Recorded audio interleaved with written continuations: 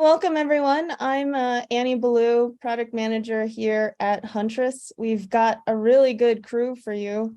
Why don't we kick off with some introductions? Sure. Hi, everyone. Ryan Todd, senior product manager here at Huntress, mainly focusing on our EDR product. Been in the security world for a little while now, and really excited to talk to you guys today. Yep. Mine next.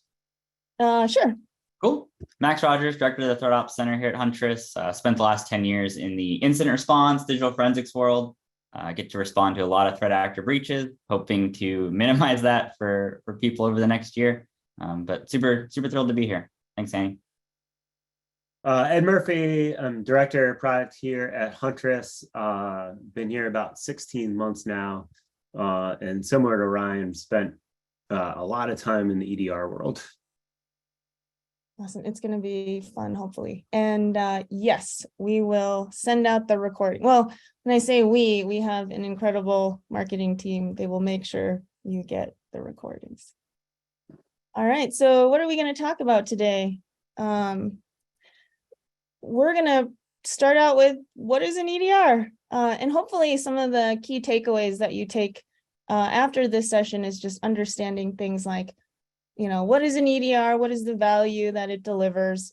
How do you create a program around your EDR technology and your EDR solution?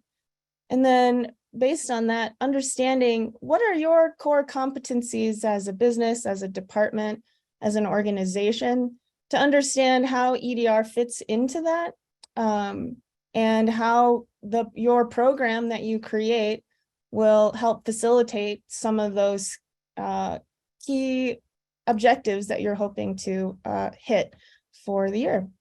So it should be really fun. Really excited to have you all. So let's get started. So the first thing we want to talk about is what is an EDR? And the way that we want to kind of introduce this is kind of hear from you. So we're going to kick off a poll really quickly. And we just want to know, why do you care about an EDR? What is it about EDR that really matters to you? So hopefully you should see a poll come up. And in a minute, I will share some of the results. But while we're doing that, I'll just speak to what the options are. So it's because my cyber insurance told me I have to do it. I keep hearing about it. EDR sounds like something that I really need. Other ones that we've heard from folks are, I just don't think my AV is doing enough for me. I think I need to do a little bit more. And then lastly, I just need the visibility that I don't have today. So if there's anything outside of that, let us know in chat. Like Ed said earlier, just make sure to change everything. Make sure to change chat to everyone instead of host and panelist, but definitely let us hear from you. Yeah, we got another good one in the chat too. Someone said they're in sales and they need to accurately portray EDR for their clients. So it's a good one. Being able to communicate to it is tough, especially in the landscape of so many different security products out there. It seems like EDR is becoming pretty much a foundational piece to a security program. So helping people kind of understand why is huge. Yeah. Let me share some of those results and we can just kind of talk through them really quick. All right, hopefully you can all see some of the results so far. But the biggest ones, that's interesting. There's kind of a tie between, I just don't think my AV is going to do enough for me. And then also just that endpoint visibility. And we'll talk about that a little bit today, just what that visibility means, what value it actually delivers, and how you can use that visibility to your advantage in order to achieve the outcomes you're really looking for with an EDR solution. All right, let's get going. So we thought a good way to start is just to think about what was life like before an EDR. We've got and EDR. When did EDR first come out? Ed, Max, do you guys remember? 2013 that the term was officially coined by Anton Chavakin. I believe is how you pronounce his last name. At the time, he was an analyst at Gartner. He's since moved on to actually kind of be more in the vendor space these days. Yeah. Go ahead, Max. Sorry.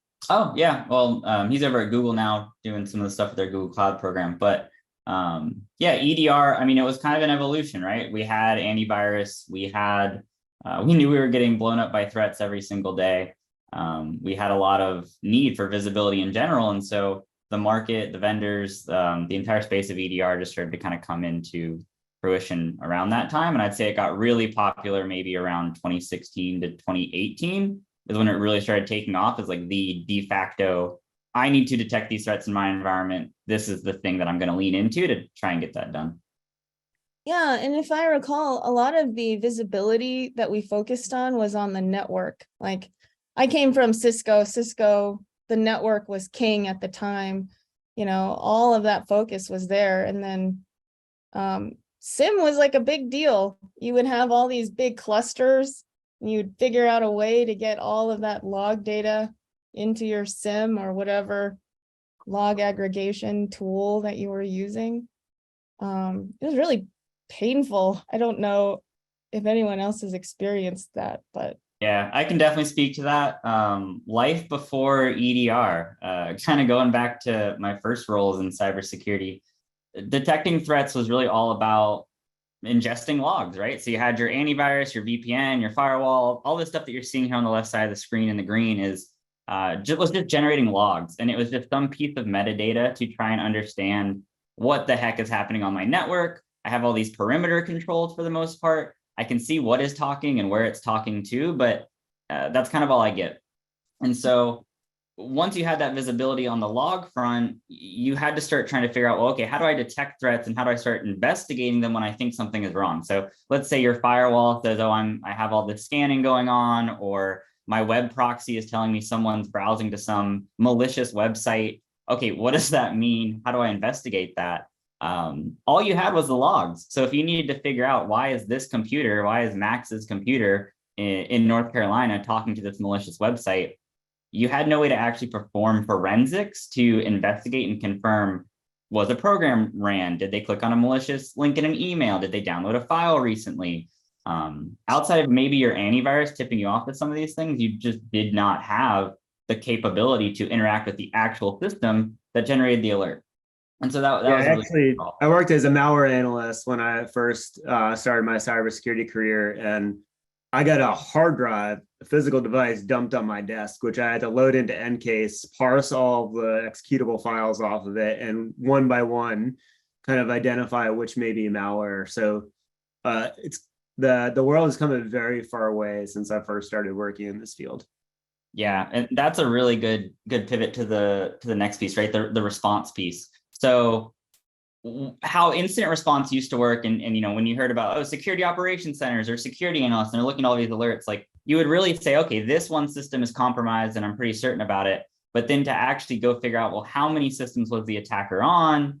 You pretty much had to find something on one system, go manually look across all the other systems, get a couple results back, go grab those systems somewhere geographically in the world, pull them back, do all of your forensics. And it was very much a one-to-one, like ad hoc, you know, one system in, look at it, kind of move on to the next. It was very time consuming. It took at least a day or two to look at, you know, a handful of systems. And so that was a really big pain point because it allowed attackers to have that dwell time in the environment, right? So if your response capabilities is I can look at one or two systems a day and an attacker is moving from system to system every 30 minutes, you're going to have a bad time. And so that was pretty much life before EDR. Super time consuming, didn't have the data you needed. The response efforts were also really difficult. So the final piece I'll kind of talk to you about life before EDR. Okay, you know what systems are compromised. What do you do now, right? You know what user accounts are being used. You know what systems have the malware on it. You know where the threat actor is. But how do you contain that system, right? So there was no ability. Your really only options were maybe add a firewall rule, block an IP address, block a domain, tell your IT team to, hey, go grab that machine and just pull it off the network and shut it down, completely re-image the operating system. It was very time consuming, and it was kind of like a nuke and pave mindset of, I will grab as many of the machines as I can, as fast as I can, try to shut them down, and then just put a new operating system on them and hope for the best.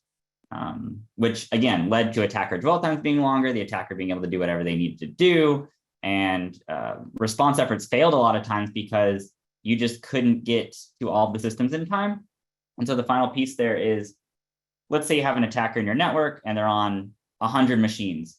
You're not going to be able to grab 100 machines. And so entire companies would have to say, well, we're going to do a remediation event, which means over the weekend, we'll shut down our entire business. We'll take all the computers offline. We'll grab all of the systems that we know are compromised. And then in one clean swoop, we'll put all of the new systems back out so that the attacker is completely removed from the environment. Because if you play whack-a-mole, trying to do one system at a time, the attacker has a chance to kind of move laterally while you try to do your response efforts. So that was very much a high level, real world view of life before EDR.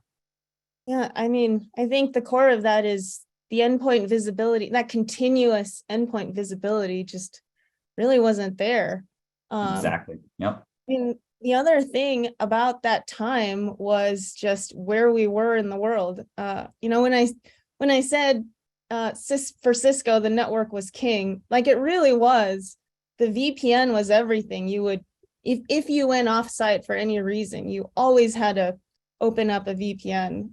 I used to support this tool called the VPN 3000 concentrator. Do you guys remember that? I don't think anybody remembers that. I do. Yeah. I was a big Cisco person. Yeah. Oh yeah. It was a monster to try to support. But the idea is like all of that traffic, there's this assumption that everything happened on the network, right? So I'll let maybe Ryan, would you mind kind of walking us through kind of what that meant and what that looked like? Yeah, and to Annie's point, right, the thought used to be, hey, if we secure our network, right, everyone's coming into the office, they have to be on the network. As long as we harden that network, hey, we're gonna be in a solid security posture, right? And that was a prevailing thought for a while, right? Work from home really wasn't that much of a thing. You didn't really have to worry about, hey, my team member's working in a coffee shop today, as opposed to the corporate network. And to Andy's point, you could kind of solve that through VPN, but it had its issues, right? I still think of having to, every time I work from home, VPN into my, if anyone's familiar with Jira software, just to get some work done. And more often than not, I'd have problems. My VPN would crash. Internally hosted Jira would crash. It just caused all these issues. So what we've seen now is more of a transformation, largely caused, I would say, by COVID, but being more and more embraced by businesses out there, where people aren't just co-located in an office. They're working from a coffee shop, they're working from home, maybe they're working from a vacation spot, right? So we've seen this transformation from, hey, if we secure the network, we're safe, to, hey, maybe they're not even on the corporate network and they don't need to be to do their job. Moving to the, oh, sorry. Yeah, well, something I think is really interesting, that is the value proposition it makes a lot of sense here, right? So, we're all tracking like, okay, we all work remotely now. What was the real power of doing all of this at the perimeter? And it's that somebody from your security team, someone from your IT team could block an IP address or a domain name or a website, right? And all the systems in that network could now not talk to that anymore. They would be blocked. And that was great because you didn't have to go and worry about every single system. So it gave you that kind of scale and quickness to respond. And we've lost that ability again when things started becoming more of that hybrid workspace. So the tools that IT teams and IT security teams have in their belt were greatly reduced when it came to containing threats when we moved to this kind of hybrid model. Yeah, I also think maybe 10 years ago, the ability to capture continuous endpoint visibility wasn't there in the software. Like the systems have gotten a lot more powerful in order for us to even capture a lot of that data. I don't know. I mean, would that be an accurate statement? Looking at 10 years ago, 15 years ago? I think it would, especially since, as Max had mentioned, everything used to be just logs, right? Ship it off to your SIM, and then you do all your threat hunting out of your SIM, right? And there's a lot of power in that, right? You get everything in one place, single pane of glass, what have you. But to be able to respond quickly through your SIM is quite difficult, right? I don't know if anyone's familiar with SIM software and running queries in them, but sometimes they take 6 minutes, sometimes they take 6 hours. And that isn't the best when you have an attacker in systems in your organization, right? Yeah, and especially with work from home, right? The traditional like appliance-based firewalls just weren't really cutting it anymore. And we needed a way to say, what is this endpoint? What activity is happening on each device in my organization so that you can really get that clear picture as opposed to being blind to it. Yeah, so I mean, that takes us to where we are now with EDR. EDR, I mean, the core of it, would you agree it's that continuous endpoint visibility that gives us so much? Absolutely. Real time to next to real time, if you can get that data back within 5 to 10 minutes of it actually happening on a system, you're in such a better place. I mean, we know just through intrusions that we see, a fast attacker from getting in the door to completing their mission, which oftentimes means ransomware for a lot of organizations, you're talking 4 to 6 hours, right? So if you can identify that within the first 4 to 6 hours, you have a real good shot at containing that threat actor and kicking them out of the network before they're actually able to make any type of impact against the business. So continuous endpoint visibility is massive. Yeah, and maybe do you guys mind touching a little bit on just the role of AV from a prevention perspective too, and how AV just doesn't cut it from a visibility perspective? What else do you need beyond that AV prevention? Yeah, I think for me, the biggest thing when it comes to AV is just the fact that AV blocks something is not enough. Ryan, I interrupted you, so I'll let you kind of share your thoughts as well. Oh, no worries. Yeah, I always think of a customer I had in the past when I referenced between AV and EDR. And it was a customer who accidentally made a mistake with AV. But the real difference here is AV is going to block things based on like the policy settings that you have within your AV, but it's not going to catch everything. And that's largely because AV can be really disruptive if it's blocking the wrong things, right? So for example, I had a customer a few years back accidentally delete a file with their AV product. And what that file was a proprietary program for their manufacturing plants. And what that did was it shut down their manufacturing plants for 3 days. So nothing was coming out of those manufacturing plants, which had huge business disruption, right? So there's risk in your AV accidentally blocking the wrong thing. And also your AV is just not going to catch everything, right? So having that viewpoint with an EDR of saying, hey, show me everything versus take preventative action for me really provides a lot of value, because you get the ability to have security professionals as opposed to just rule sets blocking things. It's actually security professionals looking at this data, being keyed off to what looks malicious, but maybe not be, right? And really starting to do that triage and understanding, is this good behavior or is this malicious?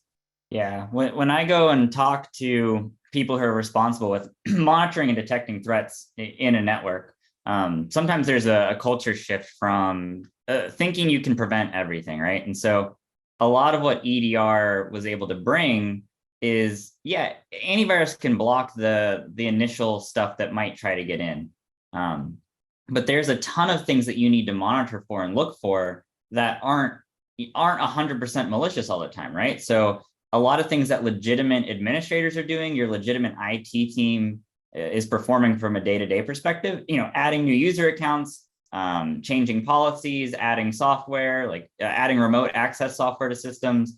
It can inherently be mostly legitimate for most organizations, but if you're not flagging the most interesting stuff and putting the context around, why is this person doing this? Why is this user account doing this? Does the time that it's happening and make sense? Does the context of what they're doing, why are they using this tool? Why are they adding this tool to this system? If you're not looking for stuff that isn't really blockable, and if you blocked it, your entire business would probably fall over if you tried to block everything that you want to monitor for. But you do need to have that level of I want to see interesting things and then confirm that in the context of what I'm looking at, it's not malicious. Yeah, and I see a few questions around, do EDRs take automated response? Do they not, right? And I think what's important to understand here is the difference between AV and EDR is AV is taking preventative activities generally across the board, right? Based on a rule set, essentially. What EDR is doing is giving you a human the ability to see all of the activity happening on a given endpoint and being able to decide the actions you deem necessary for a given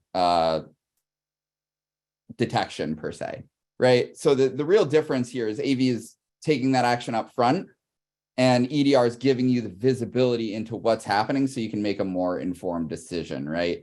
And getting that full visibility really helps you see things that may sneak past that AV rule set, right? Because it's very hard to catch everything without accidentally blocking the wrong thing, right? Yeah, you nailed it, right? Like most EDR platforms, I'm not gonna say all of them, but most of them have some level of preventative baked in. So that allows them to have the flexibility to say, this is the definite known bad, this is 100% malware, or at least very high confidence that this is malware and it shouldn't be here, block that. And then it's combining that base AV, next-gen AV capability with the increased visibility of the stuff that isn't really blockable by default, but it's definitely interesting if you have someone who can take a look at it and confirm if it's malicious in nature. Yeah, I think what I heard is the AV kind of gets rid of the low hanging fruit, but there's always things that get past it. I remember an analogy I'd heard from somebody that I used to work with is, it's like throwing a huge bowl of chicken soup at a screen filter. Like all the stuff gets blocked by it. That visual is quite intense. But I mean, that's the crux of it. We're getting actually a lot of questions, and maybe we address it now, just about the difference between EDR and XDR, and then some of these other acronyms, right? Like SASE, which is what Secure Access Service Edge, I think. Maybe we can talk a little bit about that really quickly. Does somebody want to take on the EDR XDR question real quick? That seems like an Ed one. Come on, I knew that was coming to me. Mm-hmm. Yeah, so XDR is super interesting to me. It's largely like, I don't know, I would characterize it right now as a marketing term, and there's still conversations around it.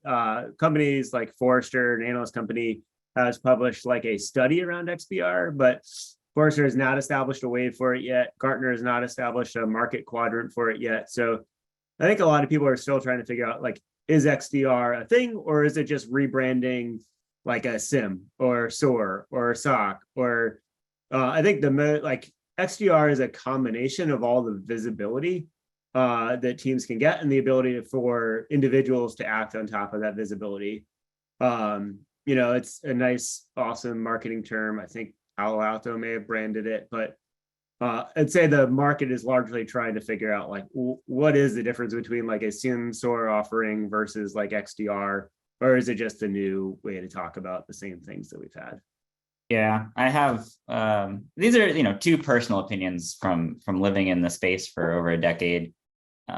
XDR, I'm hopeful that over time, especially over the next, 3 to 5 years, we as people who are responsible for protecting networks can move away from all of the acronyms and the products and move a little bit more towards outcomes, right? So we shouldn't really care what the underlying combination of the right tooling is. The thing that you are buying and implementing and responsible for using to generate the outcome is what's most important. And they should deal with that. But you shouldn't have to worry that you bought an XDR instead of an EDR platform, or a SIM instead of an XDR, and now your outcome is going to be lesser because of that. At the end of the day, you want to drive the outcome of finding threat actors when they're in the environment, maintaining regulation and insurance compliance needs, and ultimately protecting your business and your endpoints from being ransomed, or potentially even nation state espionage if you have some interesting data that you're housing, right? So I hope that that's one thing. And then the second opinion would be, I think for a long time, because things were so log oriented, the market was sold, you have to have a SIM. You have to send all of your stuff into one place. And there's major benefits to having multiple things in one location. There's no doubt about that. But I think you're seeing this force of like, well, you've been sending all of your stuff to one place if you've already had this stuff, or we've been selling that to you for so long. We don't want to say that that's not necessarily the right way to do things anymore. So we need to find a way to compile some of these newer technologies with this older SIM mindset. And to be honest, I think a lot of people are sending a lot of data to a place that isn't generating the ideal outcome or the desired outcome for them, which is, again, ultimately protect your business. Yeah, one last thing on XDR. And I would agree that it's quite similar to SIM, right? The approach of like aggregate everything in one place. I would just be always cognizant about, hey, when you're aggregating it, all that data, just pay attention to like how much data it is and what value you're getting out of it, right? It's very easy to get overloaded by that ingest of terabytes of data from all your different sources, which XDR and SIM do provide. Just be cognizant that it's a lot of work to get it operational. Perfect example of life with EDR versus life without EDR, right? So you had all of these logs and everything, but before you had the EDR component, okay, you know that something in your SIM or something in your XDR has lit up and said like something bad has happened.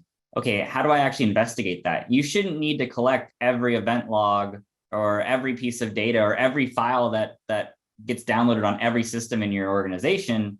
But you do need the capability to, once something has pointed you to that system, go to that system, grab that file, do some analysis on it, pull the Windows event logs, see what happened on that system, who logged in, where did they come from, what actions did they take. EDR kind of gives you that ability to quickly go and find interesting activity through, maybe the EDR or some other platform, but then reach in and grab the more data intensive, event logs could be hundreds of gigabytes, if not terabytes for an entire organization. Don't collect all of them, just go grab them when you need them and confirm if it's malicious or not. So that's a big difference with EDR that we did not have 10 to 15 years ago. Yeah, and I'm seeing some comments here just talk about the way to triage and look at all of the information that an EDR gives. What else do you get with an EDR? And I'm leading myself into my next slide here. There's all these other things that we get with an EDR. We get just a ton of data. There's a lot of just out of the box detection logic that comes with the technology vendor, customizable workflows. There's also a lot of agent upgrades because the vendor is constantly pushing out new things that the agent can actually do. What does that mean to a user who has EDR? So I think it means, especially if you look at each one of these, right, tons of data out of the box detection logic, all of these have huge positives to them, but also are like, hey, who's going to be maintaining this, right? Especially when I think about like agent maintenance and such. With EDRs, you have to roll out an agent to each endpoint if you want them to be part of your EDR program, right? And what that generally means is how do you ensure you keep those agents up to date so you're taking advantage of new features, making sure they're patched to latest vulnerabilities, right? It really involves a lot of work to ensure that you're getting value out of your EDR, right? It's not a set and forget solution where you can say, hey, I rolled out EDR, I'm good. I rolled out EDR and now I have to continuously maintain it, make sure my agents are up to date, I have the right alerting in place. All of that is critical to really get value out of your EDR.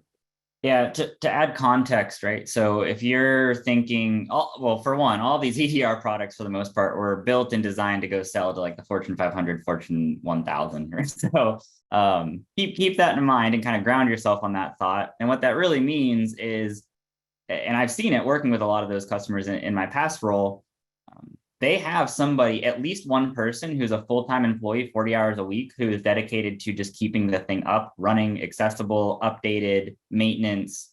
That's just one person, right? So that's not even getting the value out of the tool or the product.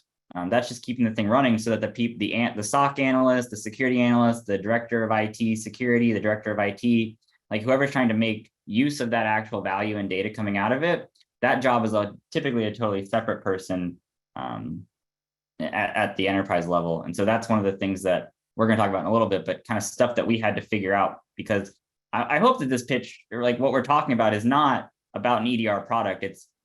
We have an EDR product and we had to build a program around it.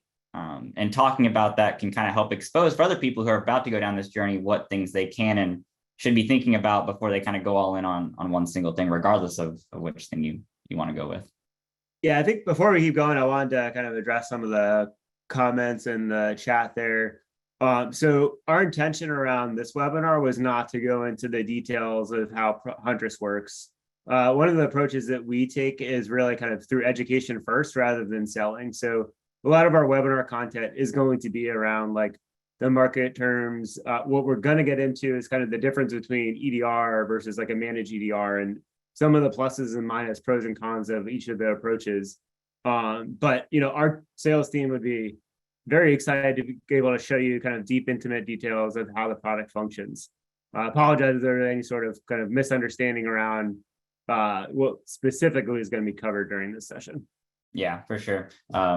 Looking at us, none of us are from the sales team. So even if we tried to sell to you, we'd probably fail pretty hard. Yeah, we definitely talk through kind of Max drives our threat operations center is a big part of Huntress Managed offering. We can definitely touch through kind of what that looks like as we explain EDR versus managed EDR. Yeah, and maybe we keep going, because what we'll be talking about is just as you're creating an EDR program, what are the things to really consider and think about? And through that, I mean, Max does that for Huntress. So maybe we'll get a little bit of a sneak peek into that. So why don't we keep going? The next thing we did want to do is just do another quick poll, understand where everyone is when it comes to an EDR. What are you looking for? What are some of the challenges that you're facing today? Yeah, this poll is definitely going to let us take the conversation now to where the people on the call are going to need it to go. So we already have slides, but it's more important that we kind of answer where people's heads are at. Mm-hmm. So right off the bat, what's currently winning appears to be we don't have a process today and in the middle of trying to figure it out, which I think is a lot of people. It's very similar to kind of our own lived experience here at Huntress as we start to build some of this stuff out. Second place is a close one right now between we hired someone to manage it for us and we have a process but are overloaded with alerts. So again, that's also not surprising. I mean, just going back to some of the things Ryan was saying, it's just a ton of data, all the workflows. All the customization and workflows are really nice, but you have to make all those decisions, right? It's like when I want to remodel my kitchen, although I've never done that because I'm just fearful of the thousands and thousands of decisions that I'd have to make.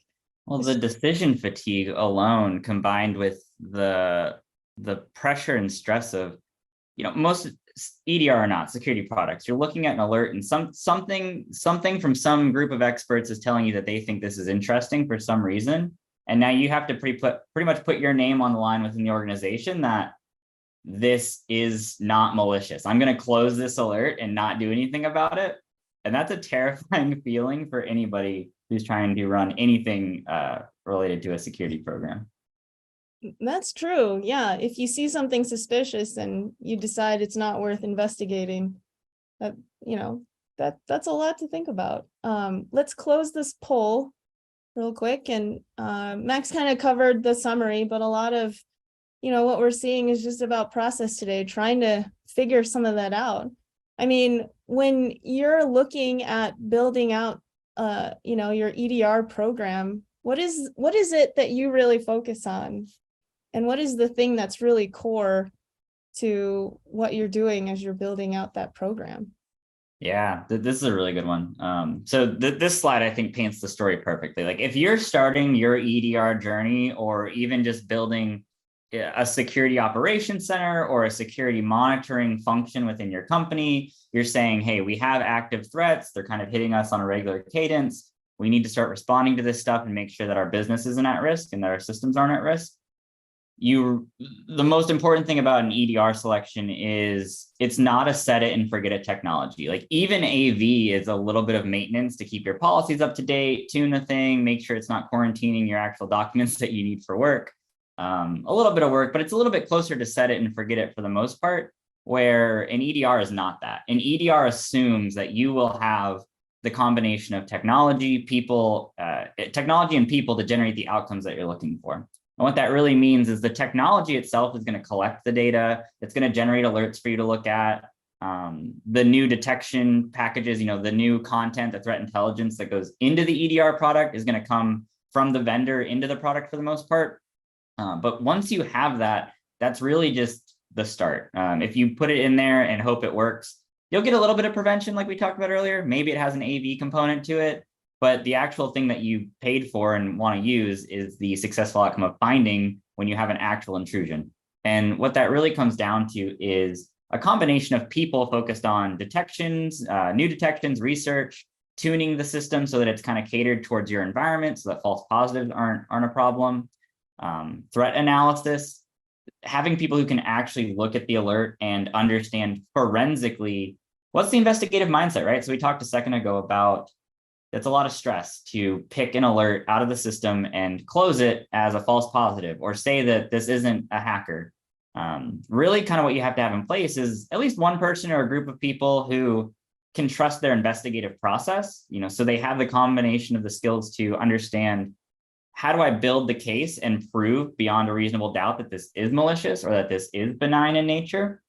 And then once you're there, having the forensic skills to know which files to acquire, know what to look for in the event logs, know which forensic artifacts or things that you can pull from the system will help you confirm that question. That way, when you get to the end and you close out that alert, you can feel confident that, even if you make the wrong judgment, and that does happen occasionally, like, if you can trust the process and the foundations that your forensic skills are strong and your investigative process is strong, then you have a reasonably high performing program in general. And then endpoint management and playbooks, I would say focus on the playbooks, right? So once an intrusion's actually taken place, how automated is acquiring the data for that system so that when an analyst has to start looking at the alert, you shouldn't have to spend all of your time going to acquire the event logs or knowing which files to pull back.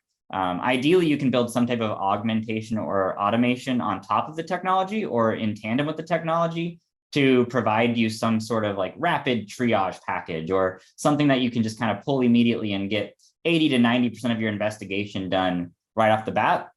And then a combination of that is like, hey, all the data has been pulled back automatically for me. Am I overwhelmed by how much data is here and how am I actually going to sift through all of it to find the good stuff, right? So, or the bad stuff in this case. So that's the people and then the outcomes, right? So you just want to identify breaches. You want to have a rapid response remediation team. And you want to have greater team efficiency. So you don't want to be bogged down by alerts. And over time, really like one of the key metrics is, mean time to respond or average response time. Again, we talked earlier, you have 4 to 6 hours for a fast threat actor. If you can catch it within the first 4 to 6 hours, you're in a really good space to contain that system, contain that threat actor, and prevent the worst case scenario. If your process and your investigation efforts are falling behind that 4 to 6 hour window, you're probably going to end up with ransomware within a 72-hour window based on most things that we see, or at least within a week. So it all kind of compiles into these 3 core components of technology, people, and outcomes. Yeah, I think the most important takeaway here is like the outcomes are really what you're looking for. It's really easy to start focusing on these individual activities or focusing on just figuring out how the technology works, when truly what you need to be laser focused on is the outcomes themselves. What are you actually trying to drive at, and how are you going to get there? And the people are what bridge the technology over to delivering the actual outcomes. Yeah, well, let's unpack one of these real quick. So like detection and research, right? So This one I think is super important for people who are in the market for an EDR or already have one and just want to get more out of it. As a security vendor, most vendors are going to provide an EDR product that comes with a base set of detections or alerting technology in it, like threat intelligence, that's updated over time. The truth of the matter is they are selling that to a ton of different customers, a ton of different environments with a whole bunch of different day-to-day activity happening in those environments. And so what actually happens is most default products are going to have a least common denominator mindset. Like, we need to push detections that are so good at finding evil and not generating false positives that we're just going to restrict what we look for, because we don't want our customers to feel overwhelmed when they're looking at all these alerts that are in here. And when you have people on top of it, you get to take the base threat intelligence that's in that platform and that product, but you get to build on it, right? So you understand that I have the people to not only look at the stuff that the vendor thinks is super high fidelity, you can start adding in some of those, hey, this is interesting. Hey, why is this happening on my network? Why is this administrator creating this user account? Why is this administrator creating, installing TeamViewer on this server? Like, a vendor would never be able to push a detection that says, hey, show me anytime TeamViewer is installed in an organization. But if you have people on top of it who can contextualize that and understand what they're looking for and can they have those established playbooks, a lot of the automation augmentation is in place. You probably can, if you're starting your own EDR program for an internal shop, look at every time TeamViewer comes in, because you know that TeamViewer isn't your default remote access tool that your company uses. So that's interesting to you. And so if you don't kind of add the people on top to curate and tune those detections on top of the vendor supplied detections, you're pretty much going to be limiting the scope of what you can look for based on what everybody else in the world is doing in their environment. I was just going to say, a lot of this is not just you start here and you go down. It's an iterative process, right? There's a lot to really think about and iterate and just continually improve. Yeah, so kind of looking at this flywheel right here, a flywheel concept is basically like, it's really hard to get the flywheel spinning at the start, and then eventually over time, when you start putting enough energy and force into it, the ability to keep the momentum going, it becomes significantly easier. And so our version, like, this is literally what we're thinking about. The last slide and this slide, when Huntress was like, hey, we're going to try and build an EDR product, and we're going to build a program around that product that actually leads to those successful outcomes. Like, what's the missing piece here? It really comes down to starting with greater detection capability. So you need to find your base level of threats. Those end up turning into pretty in-depth investigations, understanding the threats, confirming the alert. From there, you want to move into rapid containment. So I've identified a suspicious action. I've investigated it and confirmed that it's malicious. In one click of a button, or even automatically, can contain that across my entire organization. Those are kind of the foundational pieces.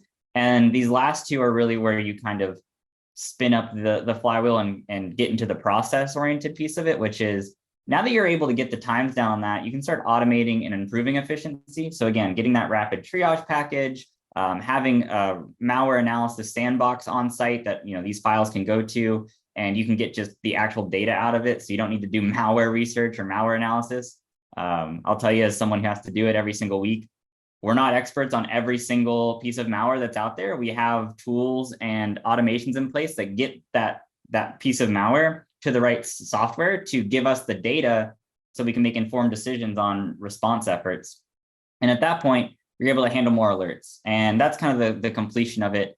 And the key piece here is, what are you doing to measure these things, right? So if you don't have, it's one thing to say, I'm going to do these things, but if you're not measuring the effectiveness or your response times or your tuning efforts and tuning the product, your investigation times, it really becomes unmanageable to a large degree. And so every piece in this flywheel is something where, when we built the EDR program here at Huntress, we had specific measurements tied to it so that our security leaders and even our analysts on the ground who are doing the investigations can start to have a real-time understanding of, are we getting better at this or are we getting worse? It's usually not a static thing that, like, once it's there, you're good. Over time, you need to continually keep an eye on that so that you can keep alert volume down, keep false positives down, and lead to better outcomes overall. Yeah, I mean, this is a lot. We watch and work with you day to day, Max. I mean, your whole team is constantly thinking about these things, and there are people in very specific roles trying to work through and figure out where are the enhancements, where can they be made. They work with our teams also to figure out how we can also introduce better tooling to make things better. So Yeah. there's so much that goes into all of this. Yep. I think the next slide, unless you have anything on this slide, I think one of the biggest components of this is what is your capacity for monitoring and response, and are you available 24/7? So this is just my firm opinion on the matter. Again, EDR is not set it and forget it. It's not going to proactively protect you from everything because it's racked and stacked and all of your systems have it on it. If someone's not looking at it, most of the threat actors that we see who are launching ransomware campaigns, they're oftentimes in like Eastern Europe. They're online very late hours during the US hours. That's when the activity is happening. That's when the moment for detection and containment is possible. It's usually between somewhere around midnight and 5 a.m. is when we start seeing things really spin up. A lot of times between 3 a.m. and 8 a.m. Eastern time is when that stuff starts to pick up. So if someone's not there to rapidly identify the alert, perform the forensic investigation, contain the host, your clock is ticking against that 4 to 6 hour window of preventing that attacker from completing their mission. So that's a big one. I'm not sure if anybody here has any thoughts on that point before we move on to the next one. I mean, I think it's the team and how much investment made into the team, but it's also about like giving them the time and space to do some of that threat research, stay up to date, understand the things that they're looking for. And there's even like just team building, like how do you get them together and coordinate and work together?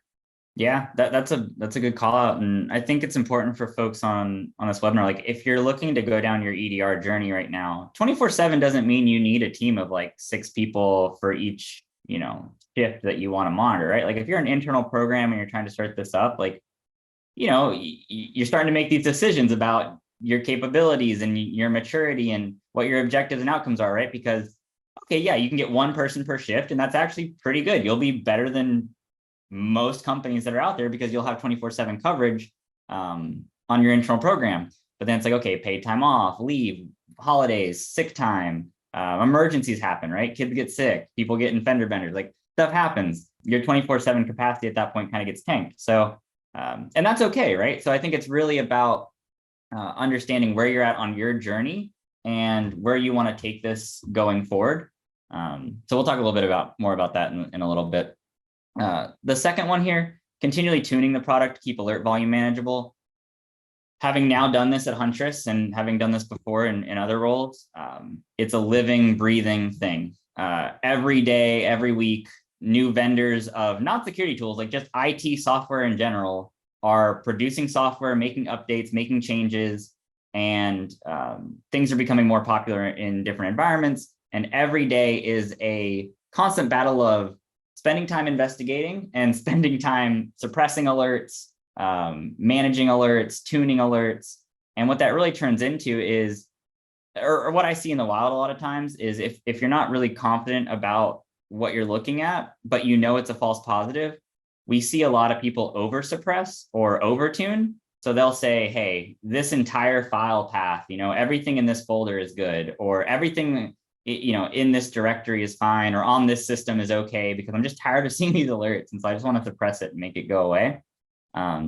Having someone who can make the most tactical suppression and tuning possible is a really big deal. And then we can kind of gloss over this one because we touched on already, but measuring the success of your EDR program, really making sure that you can point to something and say, are we getting better at this over time, or are we starting to slip and we need to make adjustments to automation, tuning, augmentation, better playbooks, better process, more people. If you don't have a measurement in place, you can't make those decisions as a leader who is trying to, solve and get to these outcomes by buying an EDR product and starting an EDR program. Yeah, I think you hit it, the outcomes. How do you know that you've actually hit on those outcomes? And that's actually really hard in the security space. We could all use a little more certainty in our days. All right, well, we'll keep this moving. One of the things we really want the audience, everyone here to walk away with is just think about, where do you want to focus your resources in 2023? And where does EDR play into a lot of that? So the first thing to kind of ask yourself is, what are your core competencies? What do you want your team to actually be focused on? Do you want them to be focused on 24/7 monitoring and investigations? I mean, that's a good amount of work, just seeing everything that Max talked about. Yeah. So, I mean, we touched on a lot of this, so we don't got to spend too much time here, but one thing I really do enjoy calling out and talking to is it's a program, you're building maturity, you're probably thinking about up-leveling your own cybersecurity program. This bottom bullet point of, hey, are you being honest, like, are you trying to build an in-house cybersecurity program? If you are, that's awesome. Where are you at in that journey? Do you need something to kind of augment you or take some of that risk and load off of your plate while you bring these capabilities in-house, while you spin up your own operations center team, while you hire security analysts, hire someone to manage it? Who are those people going to be? When are you going to bring them on? And kind of who is going to be there to give you a second look, like, hey, this is malicious or this is interesting? How do you kind of validate yourself? And a really good opportunity, no matter how you find it, is being able to compare yourself to, hey, this is what this vendor is thinking, or this is what this program is thinking. Is my internal threat hunting and detection capabilities at least on par with this thing I already have in my environment? And then once you start out clipping that vendor, or start out clipping that that tool or software that you've purchased, then you're starting to get a sense of, like, hey, my internal security program has matured to a point that is so catered to my exact organization that I can start offloading and getting rid of some of the things that I've had to help me get here in the first place. Yeah, and that goes to some of the other questions, some of the poll answers that we got, trying to figure out a lot of that process, figuring out where you are in your journey, and then, who can you get to actually deliver the outcomes from the EDR technology that's out there? And so then the question becomes, well, who should manage your EDR? And so there's some things to consider. So just looking at, self-managed, what does that actually look like? What are the things that we should be looking at?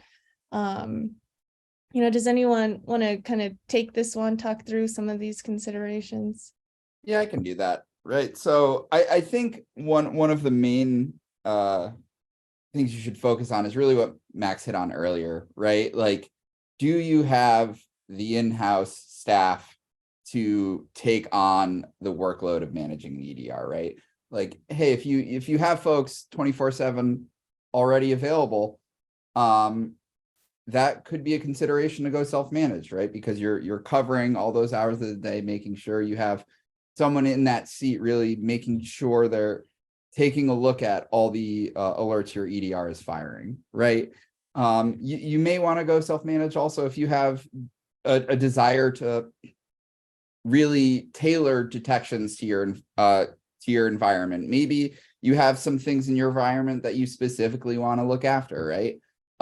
With self-managed, you have the ability to really create your own custom tailored detections that are specific to your environment. And then one that I think is really important that people need to consider is change management and agent upgrades, right? In the past, I used to work with customers who were, say, 3 or 4 versions behind on their EDR agent, right?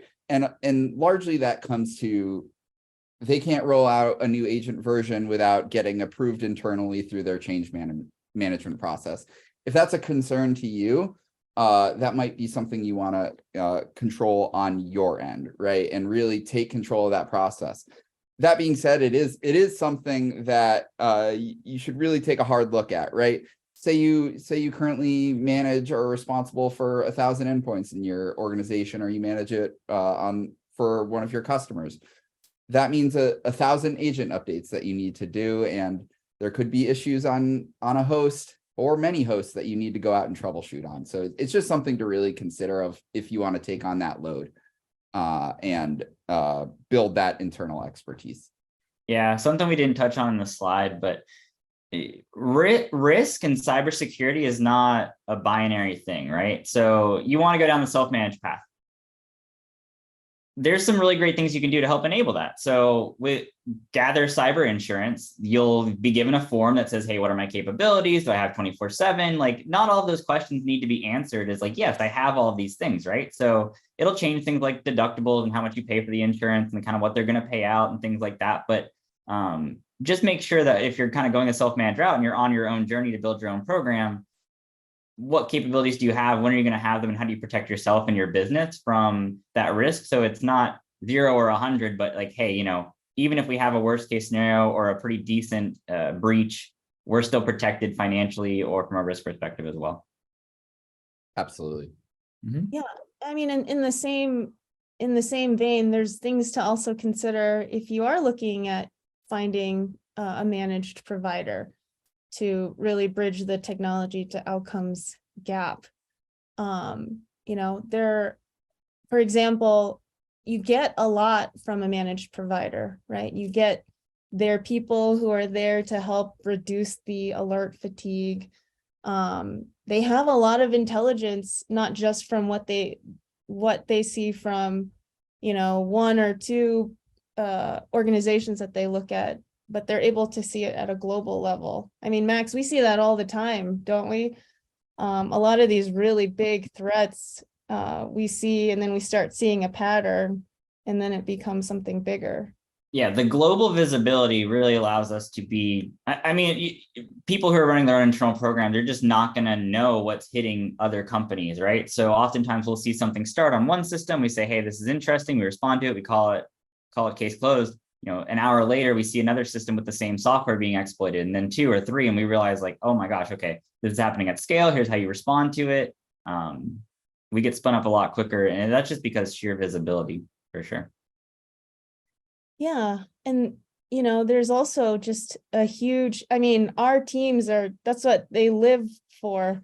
We have these dedicated teams that look at the threat landscape, they add new detections, they're constantly tuning our systems, they're working together with the analysts to educate each other and create that flywheel that you were talking about.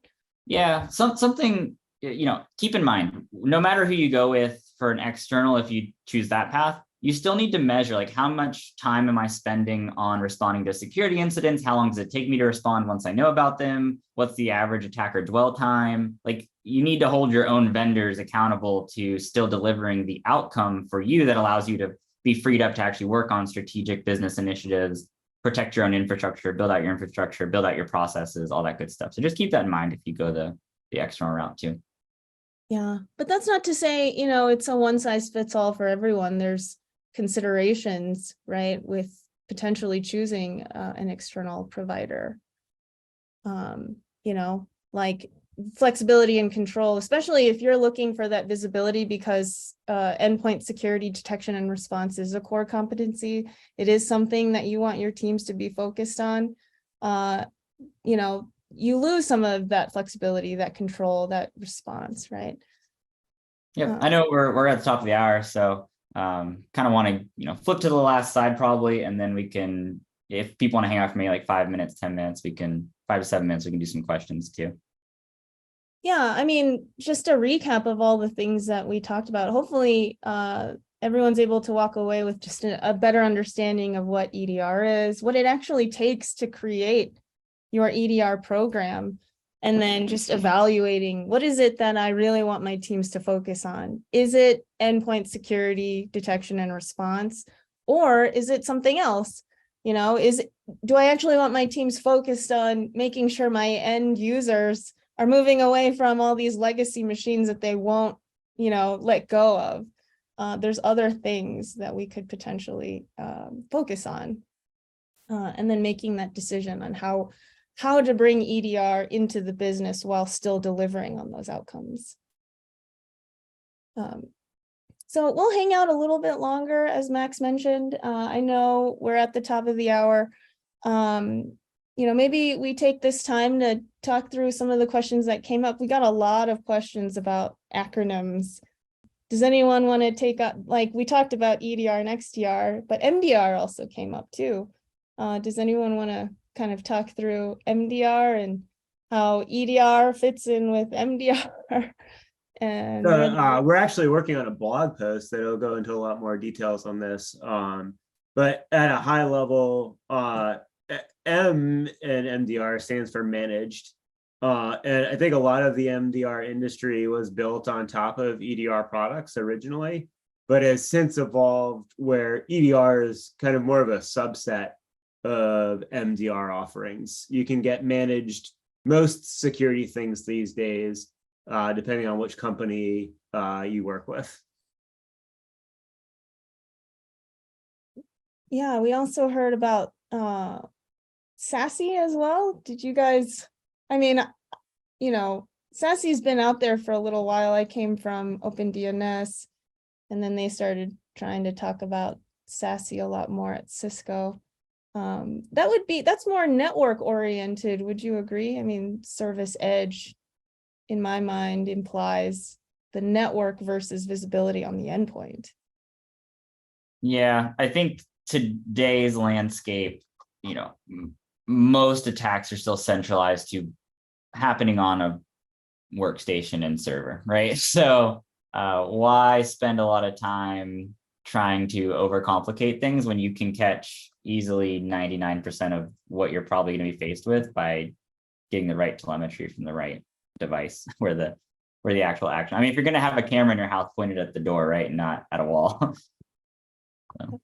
I didn't see any other questions. Did you guys notice anything else? There's a question on what type of visibility does Huntress offer, and where can we see it? It's a great call to action. So the visibility, we offer tracking a lot across a lot of the telemetry that you'd see on an endpoint, like registry key modifications, process execution, visibility into ports that are exposed onto the public internet, kind of across the board. And where can you see it? Our sales engineering team would love to kind of show you a specific demo of the product, but on our website, we have a number of different pre-recorded videos that give a good idea of what the product looks like, to make sure and it is a conversation you want to have. Right. And to make, not to make it a sales pitch, like maybe throw up the trial slide. I see a lot of comments about like, how does it work? What does it look like? Like, some of the stuff, 21-day free trial, literally super easy to install, deploy it in minutes, super easy to uninstall if you don't want it anymore, put it in a VM, do whatever you want to do. You can find that info there, and people would be happy who, from that side to actually demo it and things like that. But I think we got maybe a couple more minutes for other questions in here and see what we have. Yeah, there was a question about how does Huntress EDR ingest logs? How do we capture the telemetry that we see and we look at and we operationalize?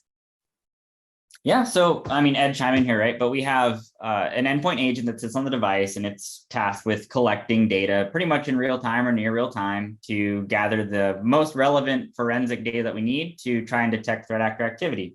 And then from there, we're able to do things that an EDR does, right? Acquire files, pull event logs, do some of that tactical forensic investigation. That all kind of gets shot into the Huntress portal, which for simple sake, you can think of it similar to like a SIM, but it's our single pane of glass where all this telemetry comes into, and we perform our investigations, look at alerts, and then eventually, if we find anything, contain and remediate the threat as well. So kind of a very high level of how it works. Perfect. And I think that question was also hitting on like, what's the different, like, do we ingest logs like a SIM does, right?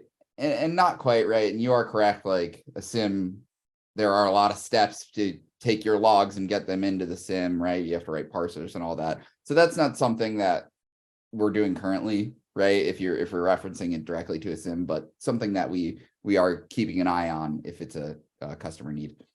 So here's my take on it. You go back to that slide 14 earlier, which was, and I'm sure our attendees remember what slide that is, the outcome slide. Yeah.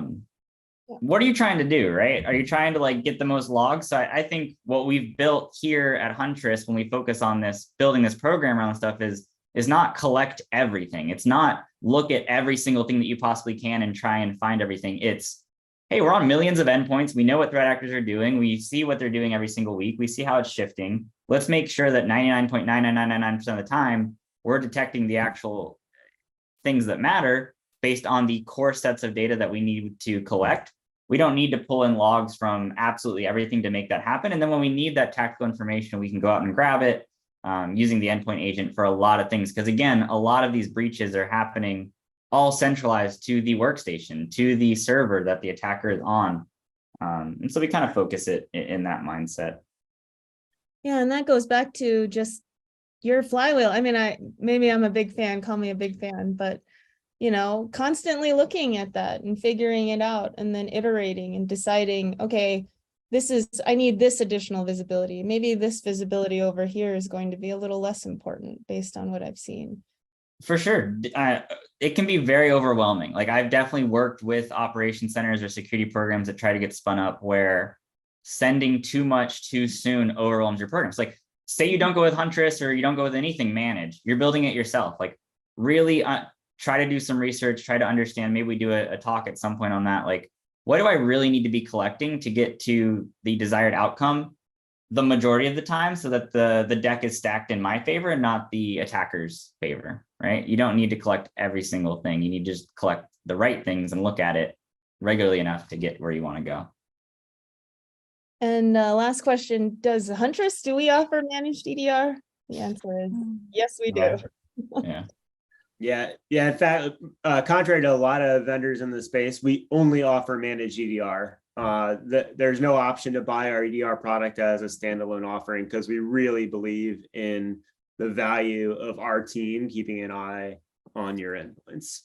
That's why I left the enterprise. That's why I left the Fortune 500, Fortune 1000 was the products were not generating successful outcomes. They were adding work instead of taking work away. And I think, going back to that flywheel that you like so much, Annie, like we couldn't just build an EDR product. We had to build an EDR solution. And that comes with the technology and the people on top of it. If you don't have that, you're really not going to get what you need out of it. And you're just going to kind of be frustrated at the end of the day. So try and get to a place where you feel really confident about your security program. You can sleep at night and you can actually focus on the things that are going to drive your business and your objectives for the year without having to sweat through the night wondering if you're going to get ransomed that weekend. And I think that's the perfect place for us to kind of leave off. So thank you everyone for joining us today. Really appreciate it. Thank you for all of your questions. And there will be a follow-up survey. If you want, we'll have somebody reach out to you as well to answer any additional questions specific to Huntress or about managed EDR in general. And yeah, thank you so much. And we will talk to you all soon. Thank you, everybody. Have a great day. Take care. Bye. Bye.